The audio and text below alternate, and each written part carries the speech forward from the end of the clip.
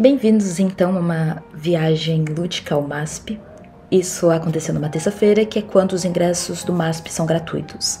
O MASP é o museu aqui de São Paulo, né? Ele é um museu que tem muita obra extremamente importante para o arsenal de coleções brasileiras. Então a gente tem inúmeros quadros de pintores brasileiros e pintores europeus, pintores africanos. Nós temos a representação de N formas de arte. A gente tem questões naturalistas, questões raciais, questões da época de Renascimento. A gente tem a galerinha também que participou da Semana de Revolução, né? Então tem muita coisa, são quadros incríveis, tem muito quadro como esse que a gente está vendo, que estão presentes na maioria dos livros de história que simbolizam, né, períodos históricos. Então, você realmente vai voltar ao tempo de escola, vai reviver questões históricas, você vai sorrir com muitos quadros, você vai ter vontade de chorar com outros, você sente sofrimento. Então, é um lugar que vai te trazer muita memória, muita sensação, muito sofrimento, muita felicidade. E tem muito quadro bucólico, como é o caso desse aqui. Você pode tirar foto, tá? Só evitar, de fato, tirar foto com flashes, porque isso acaba por prejudicar as obras de arte. Então, de fato, você precisa dar uma evitada, assim, no flash. Tem muita escultura lá dentro, é um ambiente bem amplo, e são 3 pisos. O primeiro piso, né, o primeiro andar, ele tem a questão das obras permanentes. Então, tudo o que a gente está vendo aí nessa sala são da exposição permanente do museu. Então, você pode ir a qualquer momento até lá que você vai encontrar essas obras. Esse é um dos meus quadros favoritos, ele presencialmente parece uma fotografia, é um quadro que expressa muita coisa, né? A gente tem a presença dessa mulher que, pra mim, passou a ideia de uma mãe que tem um dia tarefado e ele sentou em algum momento para refletir um pouco sobre a vida e foi capturada nesse momento de reflexão.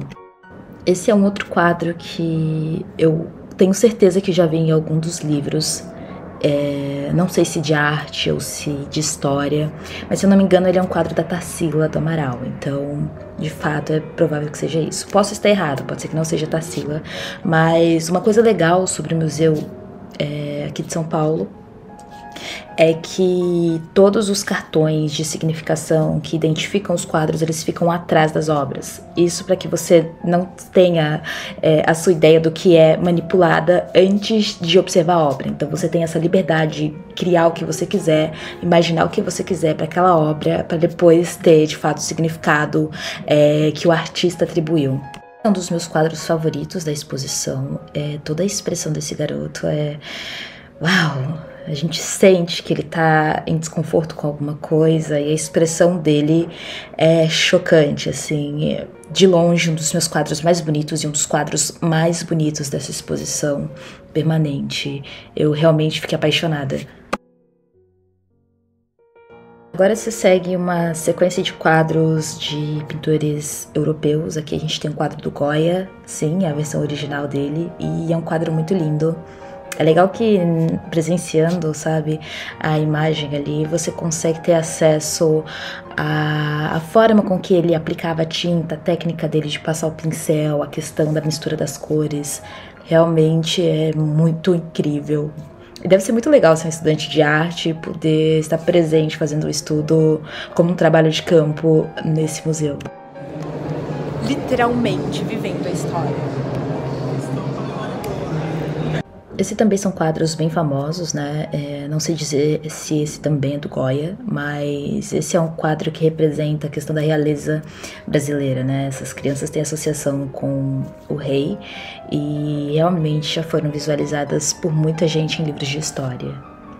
Eu não sei informar se existe uma ordem cronológica para disposições dos quadros, mas a partir de um momento a gente começa a adentrar uma sessão de retratos, então é uma sessão de fato que eu senti que houve uma ruptura com o que a gente tinha em frente, né? Na primeira porta ali de entrada a gente tinha acesso a quadros mais próximos dos dias atuais. Então são quadros e obras de arte, na verdade, que representam a sociedade moderna. E conforme você vai transitando para o fundo da exposição, você vai tendo acesso a esses quadros mais históricos. E conforme eu ia tendendo para o fim da exposição, eu ia colocando a mão na boca e falando: "Oh, meu Deus, eu já vi isso no livro de história, já vi isso no livro de literatura." O quadro desse que nós estamos vendo agora foi um desses. Eu fiquei muito assustada porque realmente eu nunca imaginei que chegaria a ver ele presencialmente. Então, realmente foi uma experiência muito gratificante e engrandecedora para a Joara jovem e ali sem saber as experiências que viveria na fase adulta. Eu presenteei o museu. Obrigada, mãe, pela referência, pela decência. Achou ele? Saindo então da sessão de exposição permanente, a gente desceu para uma das exposições temporárias e era uma exposição do Francis Bacon. Sim, o cara da mão invisível, e tinha algumas frases bem fortes dele, que são essas que estamos vendo. Eu não fotografei nenhum dos quadros expostos, mas vale a pena voltar para dar uma avaliada. E por último, a gente tinha então a exposição de alguns designs de roupas. Então essa parte inteira é uma exposição destinada para a questão da arte. Tinham muitos estudantes de arte nessa sessão, tinha uma galera com umas roupas muito malucas e aleatórias e com caderninhos anotando. Eu vi uma menininha de boina e ela tava com um conjunto de roupas muito maluco e diferente. Então é uma coisa que você só vê literalmente num local assim. As roupas expostas eram fantásticas, eu gostei bastante de boa parte delas. Mas essa foi a sessão em que eu menos gostei, sabe? Eu acho que se eu fosse um estudante de moda seria diferente. Mas foi isso, foi legal pra dizer: uau, estive, vi o que eles tinham exposto e bacana. Imagino eu que a Renner tem alguma participação nessa exposição, porque na saída a gente tinha alguns panfletos da Renner e a gente sabe que essas empresas não se colocam nesse tipo de lugar só para distribuir panfletinho. Elas realmente fazem um trabalho de marketing, investem de alguma forma para que haja retorno. Então eu imagino que a Renner tivesse alguma coisa com essa exposição. Nesse outro piso, que seria o piso já de saída, nós tínhamos uma exposição com o Mário de Andrade. Então tinha alguns quadros dele na parede, algumas das obras. E foi bem gostosa também para avaliar essa outra parte da história. Essa seria uma foto do panorama geral da exposição. Então, tava bem bonita, na real. A iluminação tava legal, o conjunto de cores das roupas combinou bem com o ambiente. Então foi maravilha. E saindo do MASP, nós fomos pro Sesc comer e observar uma outra exposição, que é uma das exposições mais incríveis da minha vida, que é referente ao livro Um Defeito de Cor. E os elevadores estavam tematizados com partes do livro. Uau, foi uma das exposições mais incríveis, porque esse livro ele tem um valor simbólico para mim muito grande. Bom, agora a gente tá na exposição de Um Defeito de Cor.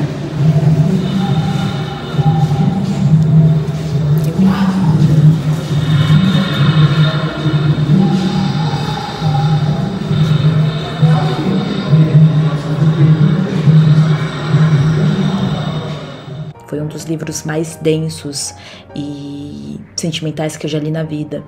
Eu precisei de 1 ano para ler ele, porque ele realmente era muito forte. Então chegavam em pedaços em que a gente passava por uma situação tão dura, tão dramática, que eu tinha que parar, respirar, e ficava um tempo sem ler, digerindo toda a informação. E realmente é um dos livros que mais agregou toda a minha vida. E essa exposição, ela realmente faz jus ao tamanho dessa obra.